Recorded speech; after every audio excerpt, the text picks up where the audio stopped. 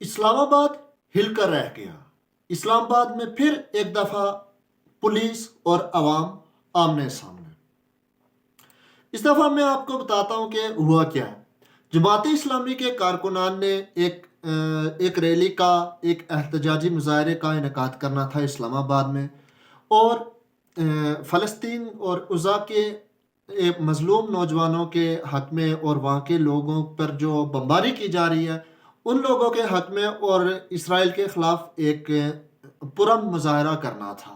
پھر اس کے انتظامات کیے جا رہے تھے، کچھ کیمپس لگائے جا رہے تھے، کوئی ساؤنڈ سسٹم لگایا جا رہا تھا، کچھ اس طرح وٹ ایور جو یہ اس طرح ان کا ہوتا ہے جماعت اسلامی والوں کا، وہ ابھی اس کا انتظام کر رہے تھے۔ چنانچہ وہاں پہ اچانک پولیس آئی اور پولیس نے آتے ہی دھاوا بول دیا، ان کے کیمپس اکھاڑ دیے، ان کا ساؤنڈ سسٹم وہاں سے ہٹا دیا، سامان کو ضبط کر لیا گیا اور پولیس نے ذاتی کسٹڈی میں پورا سامان لے لیا۔ اسی اثناء میں پولیس نے جماعت اسلامی کے لوگوں کو گرفتار بھی کرنا شروع کر دیا۔ جماعت اسلامی کے سینئر رہنما پولیس کی کسٹڈی میں تھے اور ان کو وہاں پر ہارٹ اٹیک آیا۔ جماعت اسلامی کے کارکن یا رہنما اور یہ اس کے انجمن تاجران کے صدر کاشف چودھری کو پولیس کی حراست میں دل کا دورہ پڑا۔ پہلے ان کو پولی کلینک لے جایا گیا پر وہاں پہ طبیعت ان کی نہ سنبھل سکی، تو اس کے بعد ان کو فوراً شفا ہاسپٹل منتقل کر دیا گیا اور اس کی تصاویر بھی سامنے آ رہی ہیں۔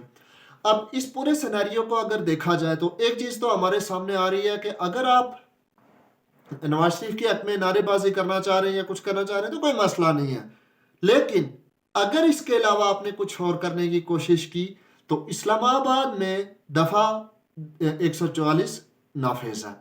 سیم ایز اٹ از وہ بیرسٹر احتشام نے شاید یہ بات کہی تھی کہ جدھر تحریک انصاف جا رہی ہوتی ہے دفعہ 144 وہیں جاری ہوتی ہے، پھر جب وہ واپس آتی ہے تو دفعہ 44 واپس آ جاتی ہے، جیسے ہی وہ واپس آتی ہے تو دفعہ 144 ہٹا لی جاتی ہے۔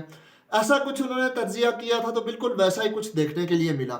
یہ کچھ دن پہلے کی بات ہے، نواز شریف صاحب نے کتنا بڑا جلسہ کیا، ان کے حق میں کتنی ریلیاں نکلی، کتنے ان کے حق میں مظاہرے ہوئے، لیکن مجال ہے دفعہ 144 کو کچھ ہوا ہو، سوال ہی نہیں پیدا ہوتا۔ مگر آج عرضہ کے مسلمانوں کے حق میں ایک ریلی نکلنی تھی تو وہاں پہ ایک دم دفعہ 144 کی خلاف ورزی پولیس والوں کو یاد ہے اور انہوں نے بڑے بھرپور طریقے سے کوئک ایکشن کیا اور پھر جئی تئی پھیر دی۔ اس وقت بھی وہاں پر لوگوں میں اور پولیس آمنے سامنے ان میں مٹ بھیڑ ہو رہی ہے، وہاں پہ شدید قسم کے نعرے بازی کی جا رہی ہے۔